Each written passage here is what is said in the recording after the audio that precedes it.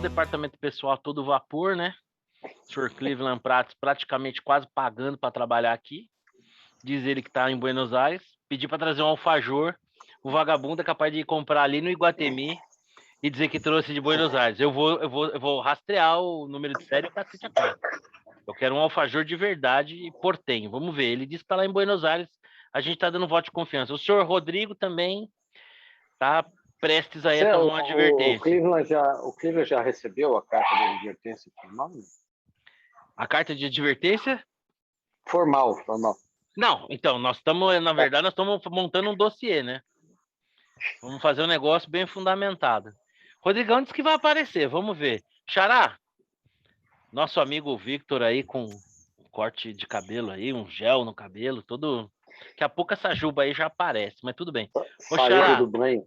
temos novidades aí nas pesquisas eleitorais, saiu mais alguma coisa? Não saiu nada, né? Deixa eu compartilhar uma tela aqui. Pode compartilhar. Peraí. Não posso não. Eu já deixa eu ver. Ah, não, perdão, pensei que tinha clicado. Pode sim, agora pode. Agora vai. Falemos de eleições. Eu redesenhei aquele gráfico, agora de maneira mais científica, né? Para a alegria do Vitor, que me chamou a atenção corretamente, da impropriedade de fazer linhas. Então, o que eu fiz aqui foi deixar os pontos soltos das diversas pesquisas que saíram desde o início do ano e traçar uma linha de regressão, uma média, né? Muito bem. De modo que você vê aí uma tendência. Que, como você disse, o Lula não está caindo, mas... aquilo que a gente já tinha conversado, né? O Lula está estável aqui, né? Na média das pesquisas, aí em 43. O Bolsonaro subiu de 25 até quase 30, então foram uns 4 pontos percentuais, né? Que foram ganhos da chamada terceira via, que caiu de 21 para alguma coisa como 18 e tal. E os indecisos também caíram, né? De algo com 12 para 10, na média. Isso é estimulada, né, Xará? Estimulada, porque na espontânea o Bolsonaro está mais próximo, né? Isso é uma outra coisa que a gente poderia também acompanhar. Está mais próximo. Na sua opinião, o que é mais espelho, não vou dizer da verdade, mas da tendência? Eu vou fazer aqui uma manifestação. A minha pergunta já é um pouco tendenciosa, mas eu particularmente acho que a pesquisa é espontânea, ela é mais fidedigna, porque ali, de fato, a pessoa está manifestando já um voto cristalizado, enquanto a estimulada nem tanto assim. Você acha isso também? Acho que não. Uma pesa mais. Eu tendo a achar também. Eu vi uma pesquisa, a última pesquisa do IPESP, não sei se foi do IPESP ou do Poder Data, em São Paulo, foi interessante, porque a estimulada, acho que foi do Poder Data, a estimulada mostra o Haddad na frente, o Tarcísio logo atrás, o Haddad tipo com 10 e o Tarcísio com 9. E o Márcio França não aparece com muito pouco. Na estimulada, o Márcio França pula na frente. Então, o Haddad fica bem na frente, o Márcio França fica em segundo e o Tarcísio fica em terceiro. Então, é interessante como o Tarcísio, em São Paulo, ele já começa a ter um recall diferenciado em relação aos outros candidatos, que é um pouco o efeito Bolsonaro, né? O cara que vota cristalizado no Bolsonaro, bom, quem que é o candidato aqui? É o Tarcísio, né? É nesse cara que eu vou votar. O Márcio França não tem padrinho, né? Ele tá solteiro ali, né? Por enquanto. Não, oficialmente não, né? Por enquanto. Ele não está ligado na cabeça do eleitor. Não, tudo bem, pode ser que no futuro tal. Agora, na cabeça do eleitor hoje, o Márcio França é um cara solteiro. Sim, né? É verdade. Assim como o Garcia, putz, assim, se tiver... O padrinho dele mais atrapalha do que ajuda, né? O padrinho dele disse 5 Viva Lula, né? O padrinho do quê? Do Márcio França? Coletivo. Verdade. O Márcio França é um petista daqueles que conseguiu quase disfarçar que não é petista, né? Assim, É, né? é verdade isso, mas olha só, considerando que eu votei no Dória contra o Márcio França, eu acho que se voltasse no tempo, talvez eu revisitasse meu voto. Sim, É. só para te falar. Não, eu vou dizer para você que eu compartilho da mesma dúvida. Eu compartilho da mesma dúvida. Apesar de que é uma briga terrível, né? Terrível, terrível. Agora, sobre a pesquisa, Hum. eu acho que a espontânea é tipo, quase que um voto consolidado, né? O cara que na lata diz vou votar em tal, dificilmente o Ele vai sujeito vai mudar. perder esse voto. Da espontânea pré-estimulada, são eleitores que tendem a votar num, mas eu não diria que é um voto já sacramentado. Acho que as duas são importantes. Mas Não, sim. a diferença, o delta aí é aquela, pode ser recall, tem várias coisas, né? Esse voto da espontânea pré-estimulada não é muito certo, né? Ele não é tão seguro assim. O cara E também precisou de um espontânea, estímulo para tomar a decisão. Né?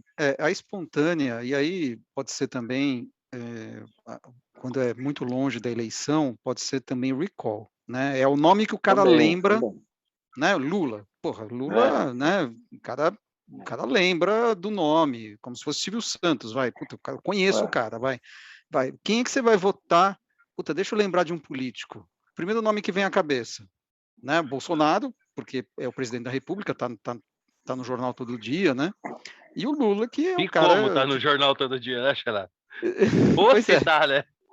Mas, de qualquer jeito, eu acho que nesse momento aqui em abril, meados de abril, se a gente voltar no tempo e buscar todas as pesquisas feitas em meados de abril, antes do ano, né, no mesmo ano da eleição para Sim. presidente, acho que nenhuma delas, nenhuma, mesmo naquelas em que o Lula era o presidente candidato ou o FHC, nenhuma delas a eleição terminou sequer parecida com o que a pesquisa indicava em abril. Acho que a gente pode até fazer um retrospecto, mas, Podemos fazer um se estudo. não Eu me lembro que engano, 2010 com certeza não, porque o Serra estava na frente na Dilma, mas a Dilma era desconhecida, né?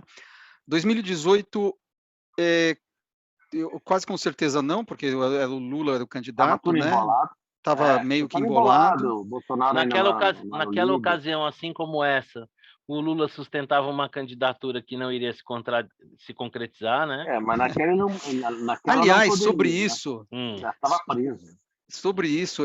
eu fiz uma enquete Hum, na Faria Lima, hum, ali onde. Imagina que o Lula não é candidato. O que certo. acontece? Né?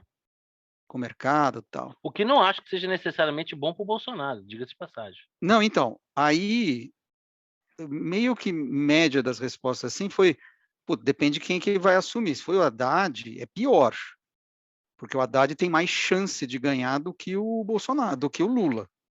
Concordo. Né? Concordo. E, Acho que ele e é aí mais. aumenta a chance do PT, pode não ser O Haddad dá tão menos bom. nojinho. Tem um pessoalzinho ali, o Cara pessoal do meio nojo novo, ali. tal, né? Professor, vamos votar no professor. É meio verdade. folha em branco, né? Eu diria que no primeiro turno, não. Ele não repete a votação do Lula, que eu acho que ele perde votos para o Ciro e etc. Sim. Mas vai para um segundo turno e vai com menor rejeição, eu acho. Aqui tudo de corneteiro. É tudo exato.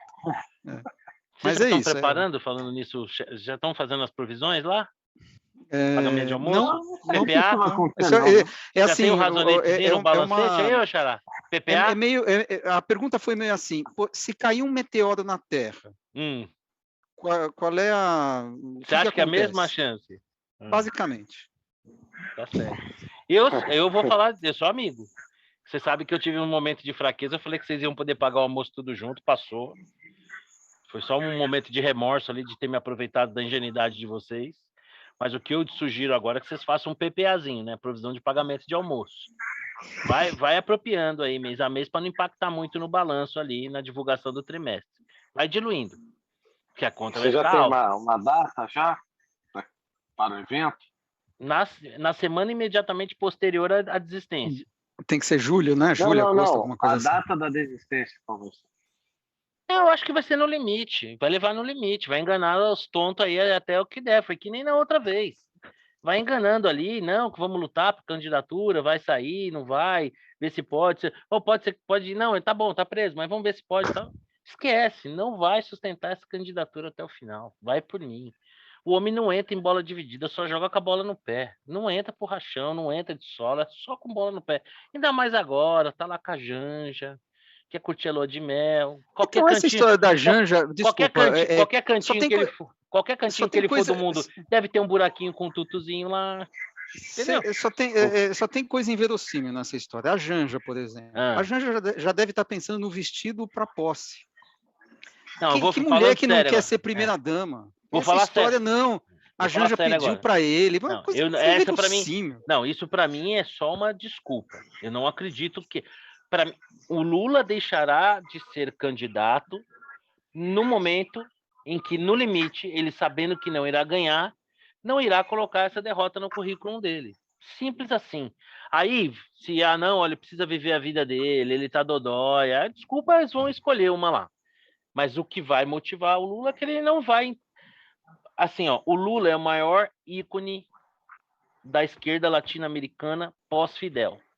A esquerda latino-americana precisava recuperar o Lula. O Lula era um presidiário e tal. Então, assim, tem todo um trabalho de transformar o Lula num cara que foi preso, vão transformar a prisão dele numa prisão política e tal. Esse é um ativo que a esquerda latino-americana tem que ter. Então, esse cara, porque veja só, se ele perder essa eleição, ele não vai concorrer para a próxima. Não vai encerrar a carreira política dele com uma derrota.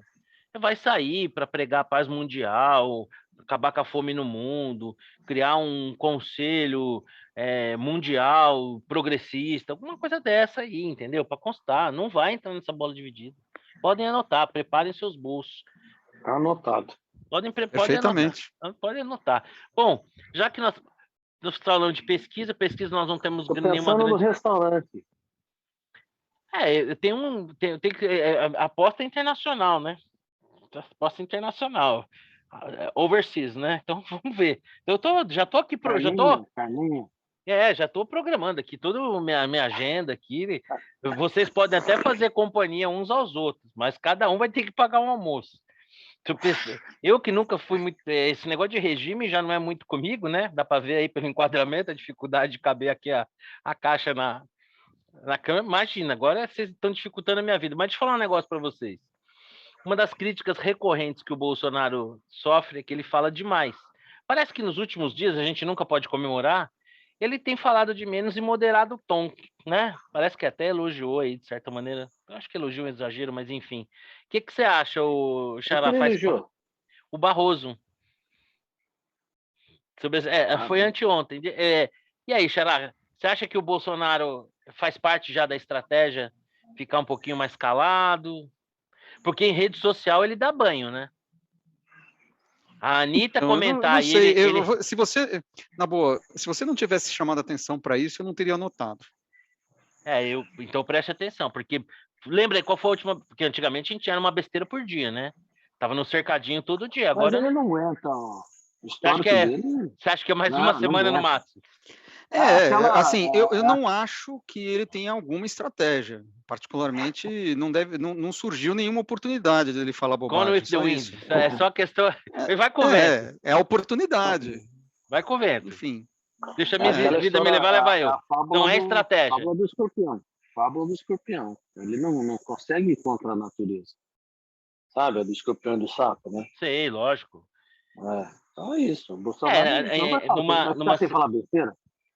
Numa cerimônia aqui, ele disse que as eleições vão ocorrer em ritmo normal, tal, deu uma amenizada no tom. Tudo bem, é verdade que o Bolsonaro é useiro e vezeiro, né, desse vai e vem, né, desse morde e assopra, né. Ele tá vendo ali, a brasa começa a esfriar, ele vai lá dar uma soprada. Bom, mas se o Xará nem percebeu, então é sinal de que eu tô olhando demais e acho que ele precisa maneirar mais o tom para ser percebido. Mas assim... Uma coisa que ele tem demonstrado recentemente é que a equipe dele e ele são muito afiados no uso das redes sociais, diferente, né, dos demais candidatos, que nada soa original, né? Tipo, não sei se vocês viram aí a montagem do Moro de Homem de Ferro. Chegaram a ver isso? Não. Que sorte. Que sorte, porque assim, é uma mistura de vergonha ali. Sabe quando você. Sabe... Ele postando alguma coisa própria como Homem de Ferro? Isso. Não, eu não vou te Sério, poupar. isso? Eu não vou te poupar do privilégio de assistir o vídeo. Porque assim, vocês lembram aqueles programas de calouros lá do Silvio Santos, quando o cara é anunciado que ele entra correndo, passa do microfone, volta, aí começa a cantar desafinado, que você tá em casa assistindo, você começa a ficar constrangido, daquela vergonha alheia. Juro por Deus, cara, porque o que acontece? Cara, a autenticidade, cara, é você ser o que você é. Não adianta você querer tentar virar um produto para aquilo que você não é, porque soa muito fake, cara. Esse vídeo do Moro, assim, é o extremo oposto de como o Bolsonaro, com um toque de bola, ele muda o jogo. Não sei se vocês viram a postagem da Anitta, ela foi lá no festival Coachella, se vestiu de verde e amarelo, diz que a bandeira do Brasil pertence a todos os brasileiros, né? Ela tem uma super audiência ali nas redes sociais. Malandramente, o que o Bolsonaro fez? Deu um retweet, concordo, um monte de bandeirinha, quer dizer, com isso ele já ganhou um puta engajamento, um monte, quer dizer, meu, jogaram um abacaxi para ele transformou numa bola, né, e saiu jogando. Não, e o pior é que você lê as críticas, enfim, as análises e tal, diz que ele respondeu ironicamente. Veja, você tem que ler no subliminar, né? Porque concordo, bandeirinha. Concordo, bandeirinha. Concordo, bandeirinha. Né? Pô, exatamente. Não, qual é a leitura que ele não, porque o pessoal, não, ele ironizou. Aí os caras fazem uma tese de mestrado em cima do... Não, e é incrível, né? Que o cara consegue ser manchete com kkkk. Ele pegou a foto do... isso foi sensacional. Ele pegou a foto do Lula com Alckmin, colocou kkkk, meu, e ele virou matéria em todos os jornais, estampando o print do kkkk. Cara, então é um negócio assim, como ele, intuitivamente, talvez até sem saber, ou como filho dele, ou como equipe dele, conseguem manobrar bem esse negócio e estão tão anos-luz. Tanto é que a Anitta bloqueou ele, né, para não gerar o tal do engajamento em cima do nome dela. Acho que o Lula parou de mencionar a palavra Bolsonaro, né, o inominável, alguma coisa assim, porque os caras estavam gerando audiência para a rede social dele. Bom, vamos ver aí, então, se o Bolsonaro continua calado ou não. Sobre a desistência, eu não seria arrogante aqui de dobrar a aposta, mas claro que homem de mercado, uma vez que eu ouvisse a pregoação, eu daria um tchado. Esses rumores da desistência do Lula, que no meu caso antes, vocês ouviram isso de mim há muito tempo atrás. Muito tempo atrás. Foram plantados por Marcelo Porto. Não foram. Tá claro. Não foram plantados por mim. Mas você, Xará, você é analista, respeitado do mercado, tem acesso a várias casas de pesquisa, de gestão, enfim. Você já ouviu coisa assim de gente qualificada, né? Então, ouvi como hipótese, não como uma probabilidade. Certeza que nem eu. Ninguém casou ali, mas... Não. O Cláudio mas não é uma hipótese tão surreal. Saiu da hipótese. O Cláudio Humberto saiu da hipótese na coluna dele. Isso, o Cláudio Humberto é outra coisa. Mas o Cláudio Humberto... não conta. Enfim, é um sujeito polêmico, né? Talvez tenha um pouco de torcida. Não, porque foi porta-voz do Collor, pô. Então. Não, ele eu acho que eu gosto dele. Eu acho que ele é um cara. Vocês estão sendo, desculpa, vocês estão sendo injustos. A primeira que citou, antes do Marcelo Porto, Eliane Cantanhede. Ela falou isso? Ano passado, ela não falou isso. Ela falou o seguinte, eu até fiz um post a respeito. Agora é que lembrei. Ela disse que o Lula seria um grande estadista se desistisse da coisa e saísse para vice. E que seria um golpe de mestre. Inclusive, o título da coluna dela foi Golpe de Mestre. No que o Lula respondeu, golpe de mestre seria se a Eliane Cantanhede calasse a boca.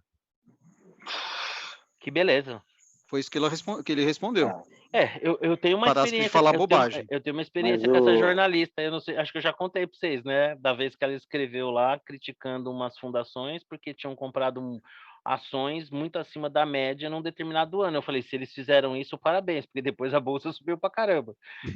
E o balizador das fundações é exatamente isso. Elas têm um mínimo de ações, quando o mercado cai, esse percentual naturalmente cai, eles entram comprando, e quando o mercado sobe, esse percentual sobe, e naturalmente eles diminuem as posições vendendo. Então eles estão sempre fazendo esse movimento, no que estaria certo. Na época que não tinha nem internet, ainda a gente trocava e-mail. Tinha internet, mas a gente trocava e-mail. Ela até ficou meia bravinha comigo também. Ai, tá vendo? Olha, tá vendo? Você mandou e-mail para ela? Mandei. Uma vez eu Explicando, né? explicando para ela, né, que a matéria dela não fazia o menor sentido, porque uma vez que aquelas fundações que ela apontavam tinham aumentado o volume de operações naquele determinado ano e depois a bolsa tinha subido, quer dizer que aqueles gestores haviam acertado em ter aumentado suas posições em bolsa. E que Ela respondeu ou não? Respondeu, mas não quer dizer, mesmo assim, não quer dizer que não aumentou o volume das operações. Eu falei, mas é óbvio que aumentou o volume das operações, até porque as fundações elas têm uma obrigação, até, como é que se fala? Oh, meu Deus. Fiduciária. Não só fiduciária, mas atuarial, né? Então elas têm, e legal, de ter um mínimo da carteira em ações. E quando a bolsa cai, esse percentual, automaticamente, como as ações perdem valor, cai e elas entram. Então, como se as fundações funcionassem até como uma balizadora do mercado. Então, que nesse sentido, foi que nem o outro lá, aquele que era o ombudsman, que eu liguei para ele, ele também uma vez colocou lá rápido no gatilho, porque ele comparou a nossa moeda, câmbio, com o peso na época do Lula. Eu falei, é como se a gente achasse que o ien vale menos que o real, porque você precisa de mais ienes unitariamente para comprar um dólar, né? Aí ele falou, mas na matéria explica isso. Falei, na matéria é que nem você me dá um tiro e pedir desculpa. Aí o tiro já foi dado, né? E aí ele colocou, depois eu acho esse recorte, acho que eu mostro para vocês um dia. Mas eu enchi o saco, liguei para a redação da Folha e consegui falar com o cara. Naquela época era legal, dá para fazer essas coisas. Enfim, mas é só para dizer que a Eliane está à sua frente. Descobrimos que a fonte do Cláudio Humberto é o Marcelo Porto. Eu acho que, não, sem sacanagem, cara, para mim isso é só uma conta, assim, uma regra de 3, é uma coisa sem sacanagem. Para mim era uma coisa quase que óbvia. O Lula não vai entrar em bola dividida. E o Cláudio Humberto municiou o Stephen Kennedy, aquele cara que adora falar mal do economista. Nossa Senhora. E também está defendendo essa tese aí também. Só a gente. Eu vou te dizer, Porto, você não está bem acompanhado. Mental. É Catanhede, Cláudio Humberto e Canitz. Tá difícil. Mas dizem que até um relógio parado 2 vezes por dia acerta o horário. Pode ser que seja o caso, né? Vai saber. Pode ser. Bom, ô Xará, terceira via esquece mesmo, né? Esquece. Não tem menor, né? Elvis. Já é Elvis, né? Não... Eu tava ouvindo hoje na CNN o Aécio Neves, a entrevista. Nossa, falando de Aécio, que foto, hein? Então, caramba. Você sabe que foi um mau momento, um mau ângulo ou zoou mesmo? Exato. Não, eu tenho uma tese, eu fechei a tese, porque vendo hoje o Aécio na CNN, ele tá outra coisa, né? Tá arrumado, tá mais magro, aparece mais magro na TV, né? No vídeo do que ali naquela foto do tio Chico. Então, exatamente, parece o tio Chico. Eu falei, eu já sei o que aconteceu. Alguém tirou aquela foto, o cara se viu, falou, porra, corta esse... Foi ele que pediu pro Não foi Leite o cortar. Dudu Milk? Não foi. Foi ele que pediu, porra, não foi. Ele viu aquele negócio, porra, não dá, me corta aí. Corta aí que não foi legal. Não foi legal, né? Só que alguém sacaneou. Né? Alguém sacaneou, alguém mandou pro jornal. Né? Nossa, que mal, ali não tava... Veja só, né? A gente não julga os nossos homens públicos pela sua aparência, não podemos fazer... Mas realmente ali deu uma zoada, né? Pegou um ângulo que não estava legal ali, né? Então, eu estava falando do Aécio, a entrevista, assisti um trechinho, dizendo, não, porque nós achamos que o Leite tem mais chance, portanto, vamos trabalhar pela unidade e tal. Você ouve e fala assim, caramba, os caras estão completamente alheios à realidade. Não é possível. Não é possível. Os caras têm... O único que tinha alguma chance... E é interessante que você olha e você não vê o Ciro Gomes nesses raciocínios de terceira via. É Tebet, é Leite, é Dória, era um Moro. Não tem o Ciro Gomes, que é o mais bem colocado. Se é para fazer matemática, junta tudo em torno do Ciro Gomes. Né? Então, acho que não tem chance. Peraí, tá no mudo. Tá no mudo. Desculpa. Essa persiana aqui é muito engraçada. Ela sobe e desce sozinha, mas tudo bem. Deve ser o técnico que está testando ela. Daqui a pouco abaixo. Mas eu achei muito legal a Simone Tebet falando, né? De vice eu não vou. Ou eu sou cabeça da chapa. O Leite falou a mesma coisa. Ou eu sou. E assim, o que mostra, né, que assim, como esse pessoal não tem desprendimento, talvez até um pouquinho de senso crítico, né, gente? Vamos lá, né? Porque primeiro que ninguém é candidato de si mesmo. Né? Um verdadeiro candidato a presidente, o nome dele é colocado. Né? O cara se coloca lá à disposição, tudo bem, ele pode articular forças e tal, mas ninguém é candidato de si mesmo. Eu não vejo, assim, uma grande comoção nacional de pessoas clamando nas ruas pelo não queremos Simone Tebet, né? Então, ó, chega lá, né? Pô, ficou lisonjeada do meu nome ser lembrado, sou política, estou aberta aqui com qual composição, pensando naquilo que for melhor para o país, até que no íntimo dela, ela possa pensar o seguinte, pô, eu não vou ser vice de ninguém, eu não falei que a porcaria... Ah, agora ela tá descendo, ó. Peraí. Daqui a pouco ela... tô falando, é o técnico aqui que deve estar testando para me derrubar. Mas, enfim, eu achei de uma pretensiosidade incrível, né, cara? E esse pessoal...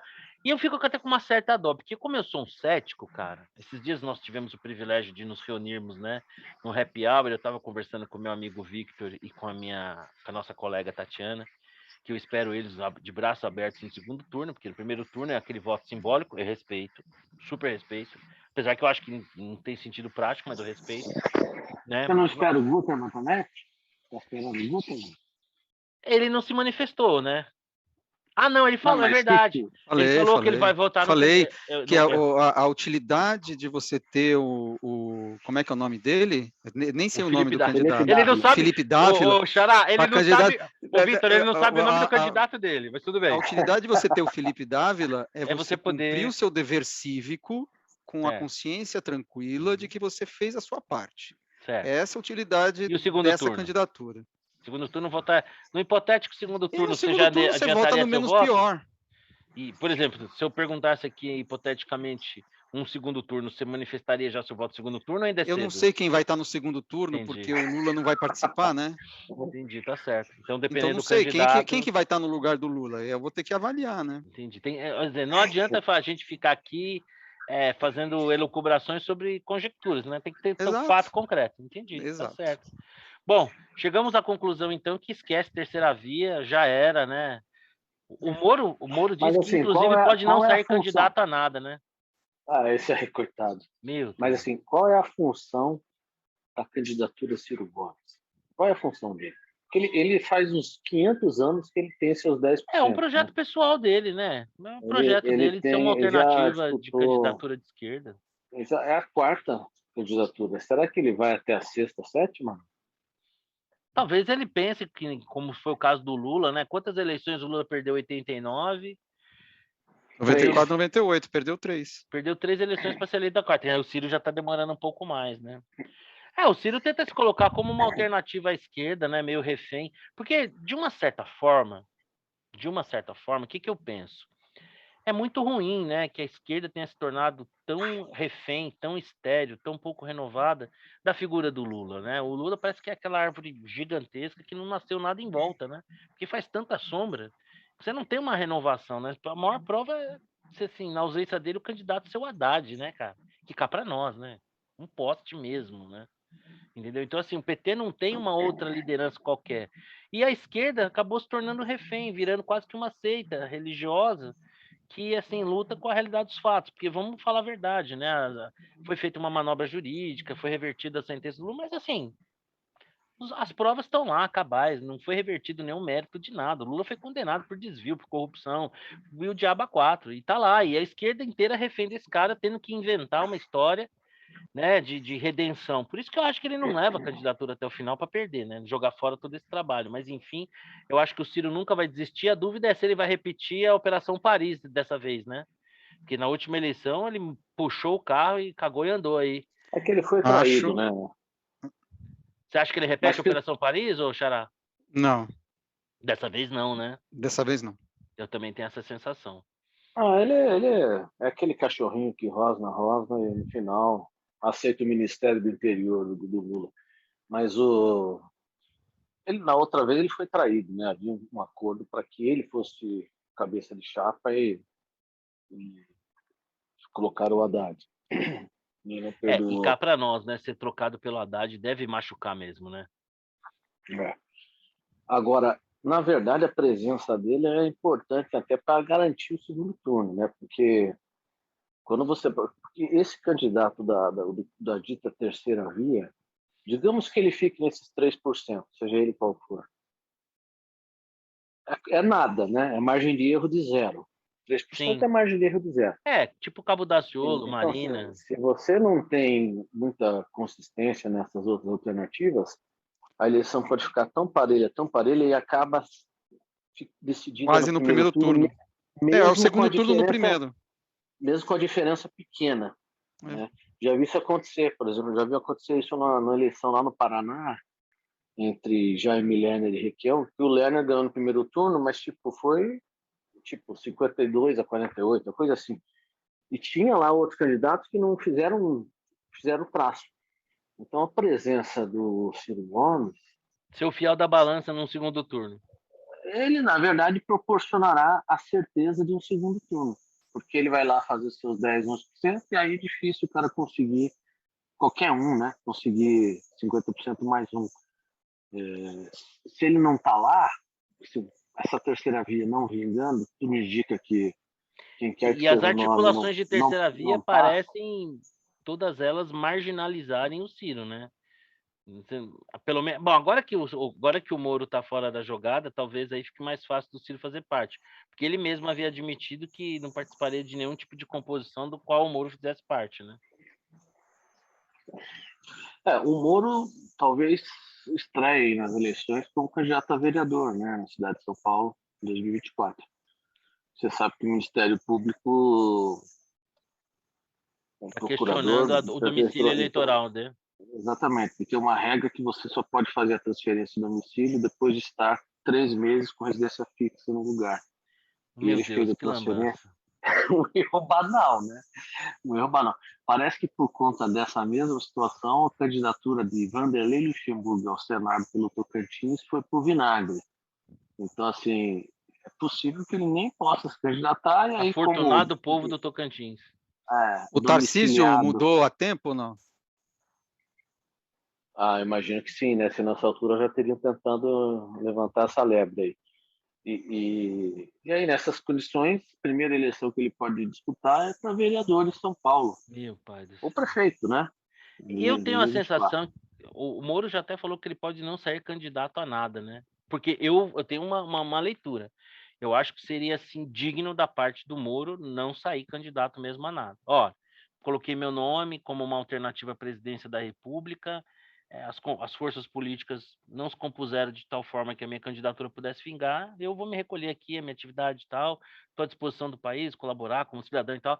Porque realmente, né, se colocar na posição de puxador de voto pro Bivar, né, gente? Não sei, né, gente? Eu acho que, dadas as expectativas iniciais, né, que tem algumas coisinhas, você vai juntando os pontos, né?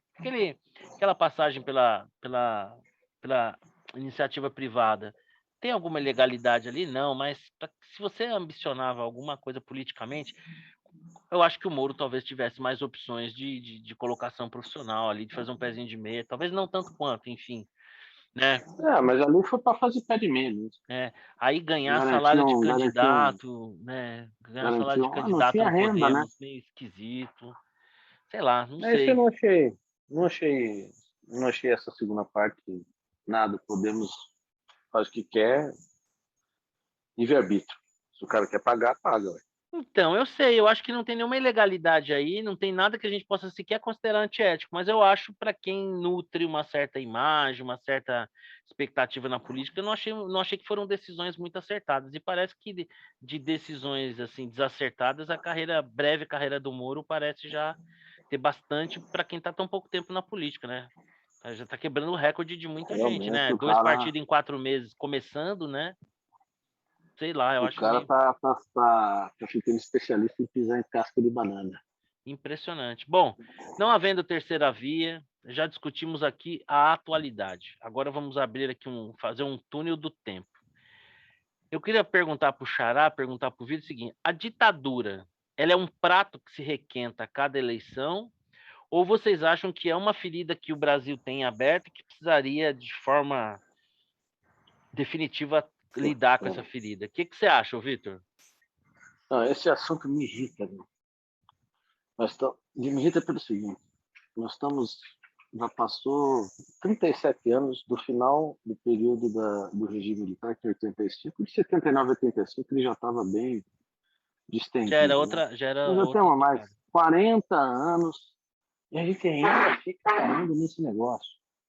Já sabemos de todos os malefícios que o período causou ao Brasil, né? Sabemos de todas as contrapartidas. Isso aí é assunto para livro de história. E a gente fica aqui nessa volta ao passado. E aí, tanto do ponto de vista do Bolsonaro, que fica louvando a ditadura, um negócio que também me irrita profundamente, fica quieto, meu. Isso pertence aos livros de história. Já foi feita a anistia geral e restrita em 79. E aí, quanto do ponto de vista da turminha da esquerda, quer requentar esse assunto. Já passou, isso aqui é século passado. Vamos olhar para frente. A gente insiste em ficar olhando para trás. Né? A gente insiste em reviver um passado que não existe mais. Os militares, até o Eduardo, nosso amigo, postou lá, quem participou disso já morreu. O cara falou, deixa o cara, o Zezinho, falar sozinho. Né? O cara que gosta de ditadura, deixa ele falar sozinho. Assim, é um negócio irritante. Quando é que nós vamos ter o Brasil livre desses fantasmas? Porque 40 anos depois isso é assunto. Ou assim, era assunto com a Dilma porque ela foi torturada. Aí vem o Bolsonaro falar que ele adora, não sei o que. Porra, que saco, meu. Isso é assunto para livro de história. Nós vivemos um período completamente livre dessa situação, né? E tem gente que quer reviver isso com agenda política oculta, seja do lado dos puxa-sacos do regime, que foi um período de exceção que muito mal causou ao Brasil, inclusive causou mal podando lideranças, ele sufocou as lideranças políticas e perdeu a guerra nos bastidores culturais. E isso a gente paga até hoje. Né? Sem contar a questão desastrosa da economia, né? Vai lembrar. Sem contar isso, estatismo, os militares entregaram o governo aos civis com uma inflação gigantesca, né? Então, assim, não tem o que dizer não tem que falar que foi bom. Foi uma porcaria. Porra, mas, já passou, né? Já passou. A gente insiste no tema, assim, o que eu estou para ver, nessa eleição não vai acontecer, mas espero que então 2026 não seja tema, porque isso aí daqui a pouco vai fazer 100 anos e nós estamos nessa ainda. Pô, a gente não temos a capacidade de virar a página, é isso? Assim, o país que vive olhando para trás, para o século passado. Pô, isso é um assunto que me irrita, sabe? E aí, mas Xará? A gente não se livra dele. Você acha que é uma ferida aberta ou é um prato requentado de acordo com a vontade do freguês aí, da circunstância? Se não fosse uma ferida aberta, a gente não estava conversando sobre esse assunto, né? Mas você acha que é ferida mesmo? Não, então, é aquela coisa. Para a grande maioria da população, não. Mas para o mundo político, para o mundo político e mundo intelectual, é. Né? O mundo político mais ideologizado, sei lá como é que fala essa Debate palavra. mais ideológico. Ideológico, Quando for assim, ela faz que nem o Vicente Mateus. A secretária dele perguntou se o cheque era... Se 60 era com 2 S ou com um S só. Ele falou, faz 2 cheques de 30. Fala, mas fala de outra maneira. Fala, mas fala de outra maneira. O mundo intelectual, que bem ou mal é o que pauta jornal, é o que pauta aquilo que a gente lê no dia a dia, e a parte e os políticos que vivem de ideologia. Então, para esses é uma ferida aberta. Eles não conseguem não falar sobre este assunto. É interessante como no Roda Viva dessa semana, segunda-feira, foi lá o João Pedro Coutinho, né? Que é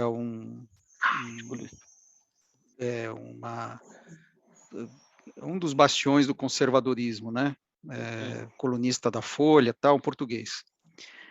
E muito bom, um bom Roda Viva, mas é impressionante como esse assunto volta, né? E se pergunta sobre isso, né? E principalmente porque, né, uma parte da bancada era contra o Bolsonaro e tal. Então, de fato, é um assunto que não morreu e deveria ter morrido, concordo com o Vitor, né? É interessante como a gente não fala sobre Getúlio Vargas, por exemplo, com paixão, né? O Brasil hoje, o Getúlio Vargas foi o principal político do século XX, né, no Brasil, e virou peça de museu, que é diferente do Perón na Argentina, né? Pelo contrário, lá ele é Felizmente, cultuadíssimo, né? Felizmente virou peça de museu. Sorte nossa, né? Virou peça de museu, assim, não é, acho que com a morte do Brizola, né, acabou, ninguém mais, de fato, briga por causa do Getúlio Vargas, né? Não tem mas getulismo, a ditadura, né? Não tem getulismo, exato. Acho que o último bastião do getulismo tem era o peronismo Brizola. ainda, mas não tem getulismo.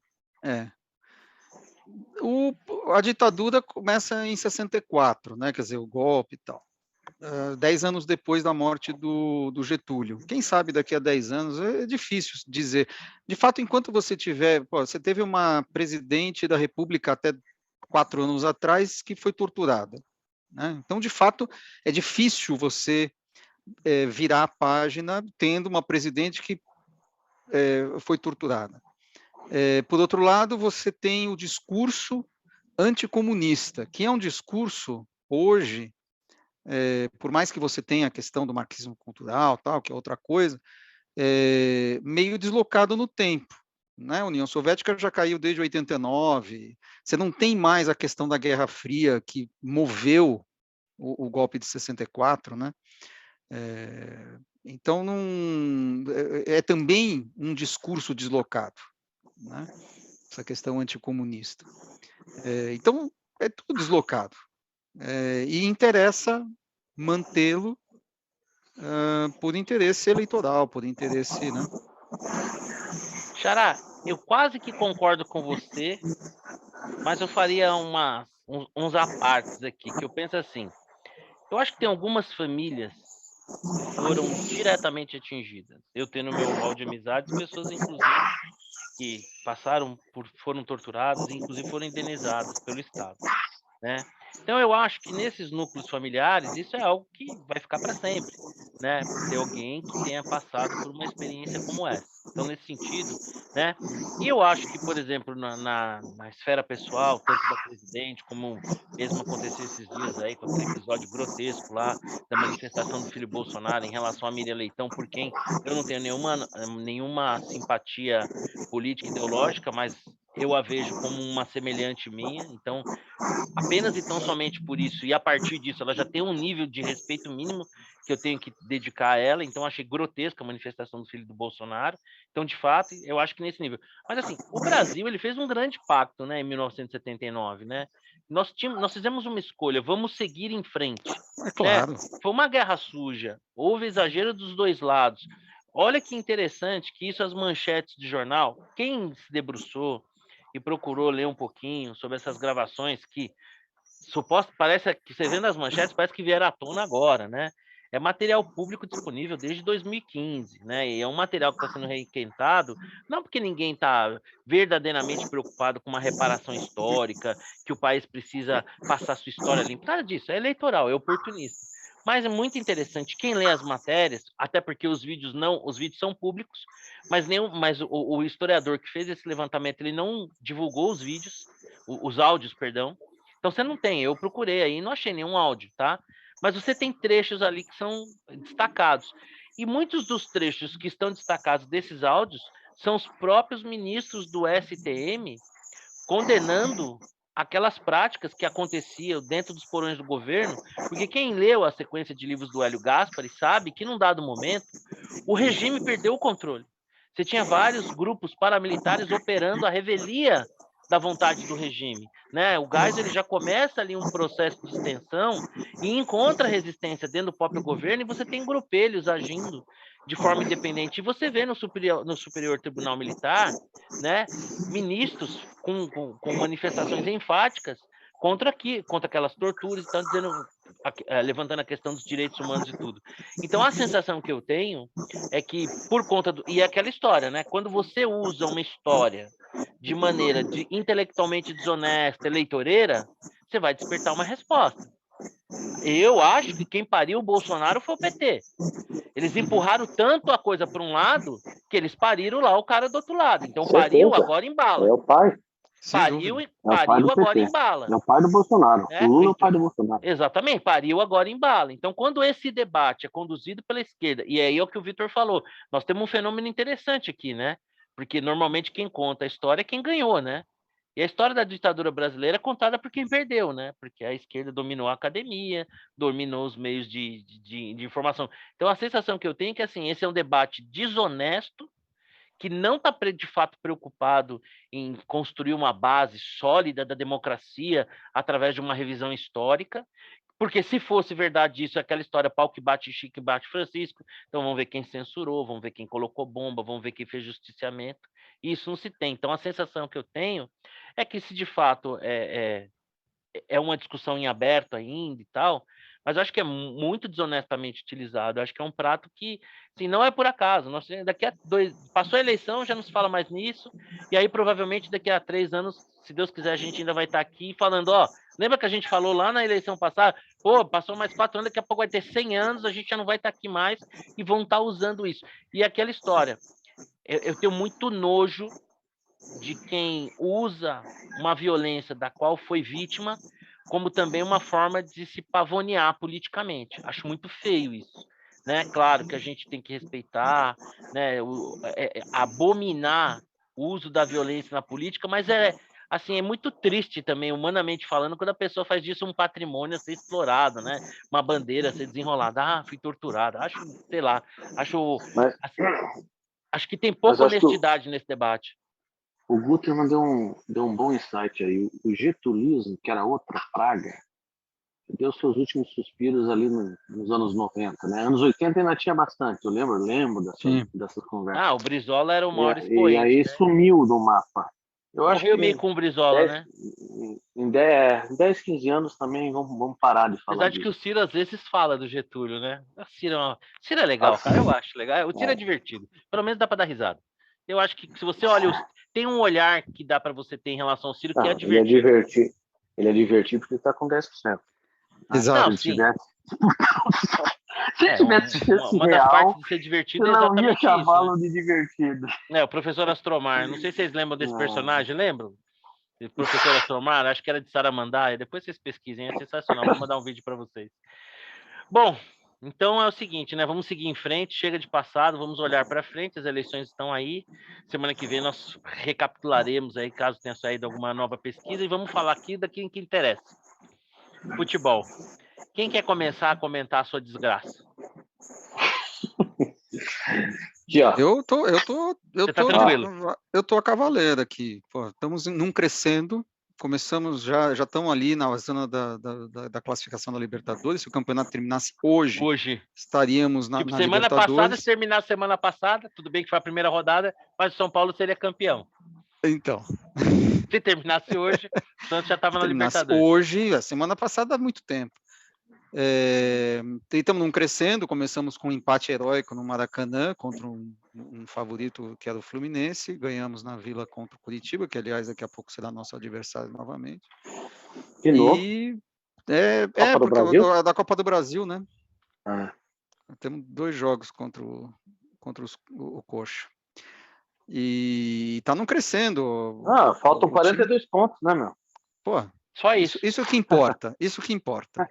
É essa a conta. Ô, Vitor, e se a Champions League terminasse hoje, o Vasco já subiria? Não, estaremos em nono lugar. Sobe quantos, Vitor? 4? Sobe 4. Tá difícil. Champions League é o campeonato mais disputado do Brasil, né? Muito difícil esse. Você acha que em grau de dificuldade você chega perto ali do Campeonato Paulista? Não. A grande dificuldade ele é tipo um campeonato inglês, assim, bem difícil. Uns 6 ou 7 candidatos. É muito difícil. E engraçado, que você tá falando uma coisa, a gente tá brincando, mas é sério. No começo, a impressão que dava é que a Série B era mais moleza, né? Tipo, quando o Palmeiras caiu e tal. Mas a sensação que dá é que cada ano mais o futebol brasileiro tá se nivelando, claro, por baixo, tanto na Série A quanto na Série B, né? O Atlético aí Olha nos só, últimos 2 anos se destacando, mas no geral. olha os times que estão na Série A. Cuiabá, América, Juventude, Fortaleza bem, né? Top 5, Ceará. E tem mais, eu estou falando, deve ter uns 7, 8 que não estavam, não eram times. Tá, o Juventude, de vez em quando, sempre estava na Série A, né? E são times que estão lá fazendo o seu papel, né? Não estão caindo. Então, assim, a coisa meio que Nivelou. quem é mal gerido dançou, né? Esses times aí, eles o Atlético Goianiense, esses times fizeram dentro RB Bragantino. da sua limitação, eles fizeram um bom trabalho e estão lá. Aí eu fico me perguntando assim, pô, o Vasco não consegue montar um time que seja tão competitivo quanto o Cuiabá? Que coisa, que vergonha, porque se o Vasco pega o Cuiabá hoje, ele toma pau. Ele toma pau. Assim, como pode? Eu fico Será que esse bem patrocínio aí a irritado. coisa não vai mudar, não, Vitor? Eu acho que tomara que se não mudar, esquece, fecha a tampa do caixão. É a nossa última esperança. A tampa do caixão estava sendo fechada, o defunto estava lá, talvez ainda. Alguém falou, espera, que eu acho que eu vi ele se mexer. Espera, abriu a tampa do caixão, vamos ver se dá certo. Mas se não for isso, esquece. Tá? Então, assim, de fato, temos novos atores, né? Que não são os grandes de sempre, né? Muitos dos grandes já se apequenaram, né? O Vasco, inclusive. O Vasco só se mantém porque tem a torcida que não merece o time para aquela torce. Mas a verdade paixão, que né? se não fosse a torcida, seria um time qualquer, pô. Bom, mas nós temos alguma coisa a louvar, né? Que é a volta da Luzinha, né? Não, Campeonato Paulista. Lá tá na Série C ou D, né? Mas mas tava morta, né, cara? Ela ressuscitou. Teve um joguinho aí que encheu o Canindé. Pô, eu acho que é um recomeço, né? É legal ter a Lusa, né, cara? Eu acho triste, né? A Luzinha é aquele tipo, time de carinha de todo mundo. Meio que segundo time de todo mundo, né? A não ser que esteja jogando contra o Terceira. Mas acho que ela não vai demorar muito ainda se um dia ela voltar para a Série A. Tava ouvindo a entrevista do presidente da Portuguesa e do São Bento, sim, eu sou esse tipo de fanático que ouve programas de rádio de futebol e houve uma resenha entre o presidente do São Bento e da Portuguesa, ambos subiram, estão fazendo aí a final, né? O programa, aliás, de rádio lá, o Papo de Boleiro, com meu amigo Fernando Fernandes, gente fina pra caramba, maior coleção de pares de tênis do Brasil. E, cara, eles parece que estão fazendo um trabalho muito legal, cara, assim, muito sério, muito profissional.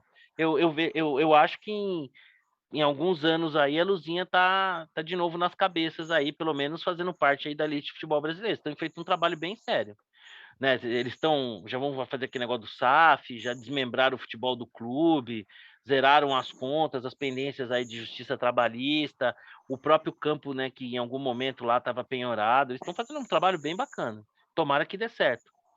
Bom, meu tricolor, isso bem acontece, né? Vamos lá jogar com o Flamengo no Maracanã. O jogo estava páreo, equilibrado. Num lance fortuito, aí o Flamengo abriu uma vantagem. São Paulo teve que se lançar ao ataque. E aí, quem se lançou ao ataque sofreu aquele contragolpe ali, aquele risco. Isso acontece. Jogando fora de casa, perder para o Flamengo no Maracanã tá dentro daqueles pontos que a gente pode perder. Não pode perder ponto dentro de casa e tem que pelo menos empatar com aqueles adversários de menor porte. Toca no Caleri que é gol, né? Impressionante. Eu, como São Paulino, assim, se tem uma coisa que me dá alguma vontade, é a vontade com que esse camarada joga bola. É impressionante. Não tem bola perdida pro cara. O cara tá ali disputando todas. Acho que ser zagueiro jogando contra ele deve ser um negócio bem chato, porque então ele é um grande ativo de São Paulo. Não acho que São Paulo tenha um time assim para ser campeão, mas acho que a gente deve fazer um bom papel esse ano aí. Pelo menos a Libertadores a gente deve pegar. Estou na torcida. Bom, vamos para nossa rodada. Sim. O nosso Arsene Wenger Tupiniquim conseguirá levar o time para a Libertadores. Cara, eu acho, aqui no Brasil, para mim, o que tá muito claro é que, assim, os clubes têm que bancar um pouco os técnicos, né, cara? Esses técnicos de 6 em 6 meses, 4 em 4 meses, assim, você Não, com vê, certeza. você vê, o Corinthians mesmo, acho que foi o último grande exemplo de alguém que bancou um técnico no momento limite, que foi o Tite, veio a recompensa. Acho que o São Paulo, pelo histórico que o Rogério tem no clube, pela autoridade que ele tem junto à torcida, é um cara que tem que ser bancado, cara. Tem que ficar umas 3, 4 temporadas seguidas no São Paulo, independente de resultado. Porque o Umas resultado 10, eu virá. diria. Umas 10 Resultado virá. temporadas. Quantas temporadas? Senti 10, umas 10. 10, senti uma certa provocação aí, 10. mas tudo bem. Mas eu só discordo em relação ao técnico do Vasco. Precisaria ser demitido hoje. Ah, mas o Zé Vasco é um Ricardo. caso à parte, né? O Olha lá. Vasco tá em hemorragia, né? É, Mas esse técnico tá lá desde quando? desde o começo do ano, mas pô, não fez nada de bom, não consegue dar ritmo pro time. É Vai um embora, meu. trimestre? É um trimestre. Não, Mas sim, é um não é trimestre. nem um trimestre, que porra, quando Empata é que em casa começou? com o Vila Nova, empata com o CRB, vai embora, meu. Tó, nem aparece aqui na segunda-feira. Vai embora. É bom porque a gente vê a transformação de um cara, né, que ao longo de meses, com Que é afinco, racional, que é né, técnico. putz, colocou gráfico, curva, projeções, o cara que faz conta, cálculo. Cara, quando você vira a chave futebol, vira isso aí que você tá vendo, meu. Cara, Nossa, é incrível o muito, futebol, nossa, essa capacidade que o futebol tem de despertar paixões, muito legal. E assim, né, ele alterna esses momentos, esse luto constante nos últimos anos, com alguns flashes de euforia, né? De vez em quando, não, agora o Vascão vai! Aí daqui a pouco já vai baixando o fogo. É uma tristeza isso. Bom, meus amigos, vamos começar aqui nossa rodada final aí, bola dentro, bola fora. E aí, Xará? Então, vamos lá. Minha bola fora, eu não tenho bola dentro não me ocorreu nada nessa semana. Minha bola fora vai para o TCU. Está fazendo um trabalho porco nesse julgamento da Eletrobras, da privatização da Eletrobras. Não sei. Dizem que é amando de alguém, mas eu não vou entrar nesse mérito. E, enfim, Tem alguma pista, mano, de quem seria? eu não vou aqui entrar no mérito. Tá caminhando para melar, né? Você não Que poderia é nos dar umas 9 pistas? Assim? Pois é. É. Então, é triste, né? Porque, de fato, seria... Se puder, assim, o TCU poderia fazer um bom trabalho tirando os jabutis que foram colocados no processo, né?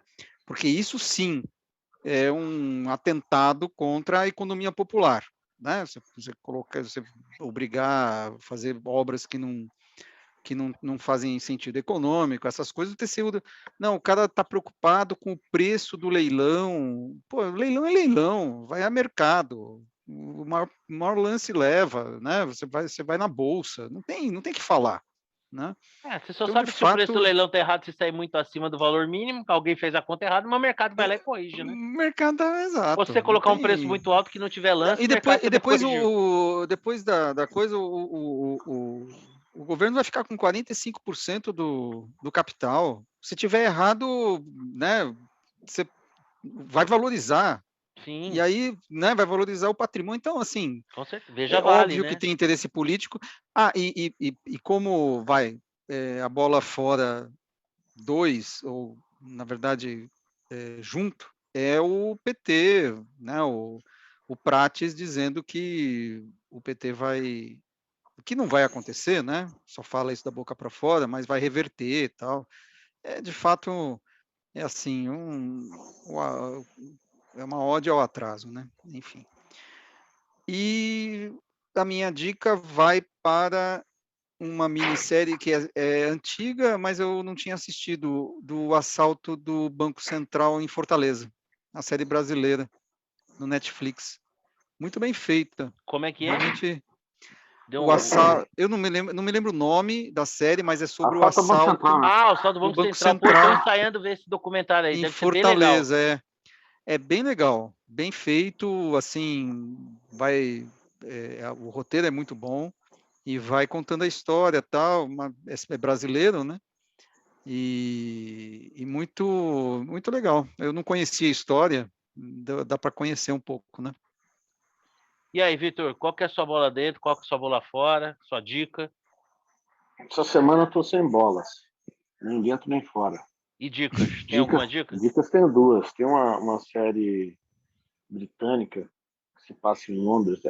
Sempre gosto de séries que tenham Londres como Ê, protagonista. saudade, hein? Chama-se Anatomia de um Escândalo. É bacaninha, tem 8 episódios. A Ah, série eu comecei a ver. Pô, você roubou minha é dica, cara. muito. Mas então reforça, né? Ele tem 8 episódios. Tem o pano de fundo a questão do estupro, né? O confronto entre uma situação com um político importante, certo? As atrizes, a promotora e a advogada fazem um trabalho excelente ali na questão do júri. É bem bolado, assim. Eu Dá tô no para primeiro passar bem o capítulo, tempo. eu tô naquela parte que ele tá contando pra patroa lá que É, deu uma tem os mancada. flashbacks, né? Tem os flashbacks. O assessor que o primeiro-ministro arrumou pro cara lá é É, sensacional, né? Boa mas série, é sim. bem. Tem muito boa série, boa série. Essa é uma. E depois eu emplaquei uma outra, que essa eu tô achando mais legal. Essa você vai gostar, assim. Ela é uma série chamada Bloodline. Bloodline se passa na Flórida, ali na Flórida Keys. E aí ela mistura uma família com seus segredos, meio desajustada. Tem um elemento que é um cara meio desajustado que entra na história. Tem crime no meio. O Guto não vai gostar também, porque tem aquela coisa de vai para frente, vai para trás, sabe?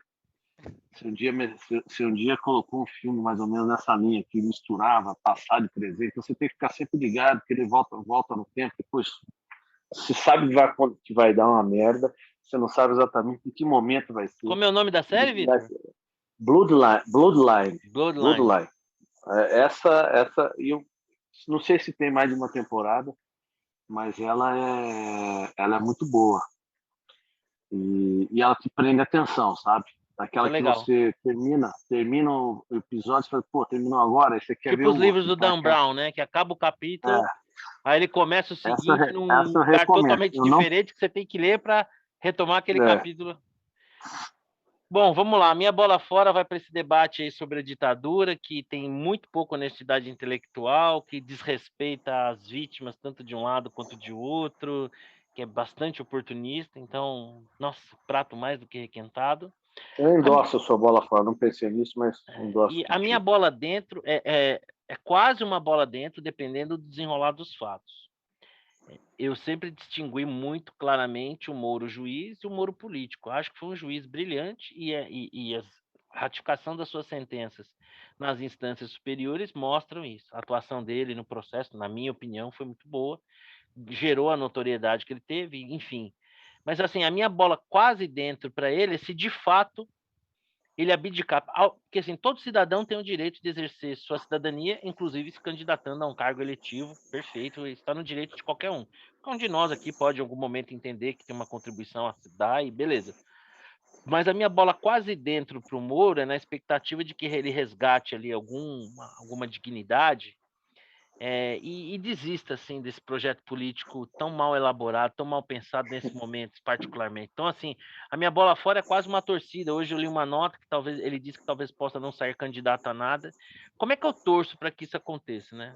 Para que de fato assim ele não se preste esse papel de puxador de votos, né? Eu acho que ele foi seduzido, muito vaidoso, pensou ali que talvez pudesse ter uma popularidade maior do que de fato tivesse, então a minha bola quase dentro vai Mas se for condicionar uma dessa bola decisão. dentro, será uma bola dentro que foi imposta a ele goela abaixo, não da vontade dele. Então, Você sabe disso, né? a realidade deu um tapa na cara mesmo, mas às vezes tem nego que insiste, né? Então talvez você se render à realidade dos fatos, às vezes, e assim, vou dar um exemplo. Se eu sou uma mãe e falei, o que eu faria em 0 de jogo? Renunciaria. Renunciar. Matava a cobra no ninho, não deixava a coisa ganhar proporção. Realmente foi um momento imaturo, infeliz da minha vida, que não é condizente com a carreira de um parlamentar. Eu tive o voto de confiança de vários eleitores e essa minha postura, ainda que em âmbito pessoal, ainda que em caráter privado, não é condizente com alguém que tem uma vida pública, um parlamentar. eu tenho que assumir, arcar com o ônus aqui do meu erro, repensar aqui essa situação toda, analisar, e se em algum momento ali no futuro houver a possibilidade de eu me colocar de novo à disposição das pessoas e as pessoas entenderem que podem me dar um novo voto de confiança, eu farei, mas agora não, eu tenho que arcar com o ônus do meu erro, tchau e benção. Matava no ninho, quer dizer, esse cara ficou postergando, o que vai acontecer com ele? Ele renunciou, agora, ou acho que hoje, ou aí, para tentar evitar o processo de cassação e não irá evitar o processo de cassação. Então, quer dizer, errou 2 vezes, né? E eu acho que, assim, tinha que ter tido essa malandragem. Mas, enfim, acho que é isso, meus amigos. Vamos torcer que no próximo... Estamos agora a 3 encontros do 100º encontro. Nós vamos ter uma semana aí de intervalo na semana do dia 11. Teremos alguns participantes que estarão viajando o mundo afora, nos trazendo mais experiências, para que no nosso 100º encontro nós estejamos os 5 presentes presencialmente e vamos transmitir, vamos derrubar o YouTube de tanta audiência. As nossas pesquisas internas aqui mostram que nós estamos com uma pesquisa de 13 pessoas assistindo ao vivo, isso já contando familiares. Mas é isso, o mais importante é que a gente vai estar pessoalmente batendo papo e encontrar vocês, é sempre um grande prazer, tá bom? Até semana que vem, meus amigos. Beleza. Um abraço. Falou. Valeu, Abraço. tchau, tchau.